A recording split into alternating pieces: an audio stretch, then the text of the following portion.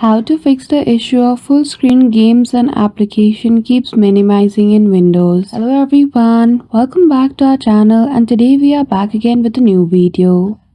So without any delay, let's get into it. For that, firstly head towards Start menu and search for Services. Simply open the application once you find it in the results and shortly a window will appear. In this list of services, simply search for Program Report. You can click on it and type Program by your keyboard. Then after double click on it, a tab will appear. Simply choose Startup Type to disable and apply these settings once changed.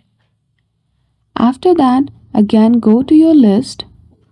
Search for Windows error. You can type it with your keyboard. Again double tap on it. Do the same process, go to Start Process and go to Disabled. Once you change these settings on your device, you will be able to fix the issue of full screen minimizing automatically. So that's it. I hope you found this video helpful. If you did, don't forget to give it a thumbs up and subscribe to our channel for such tutorial. Thank you for watching till the end.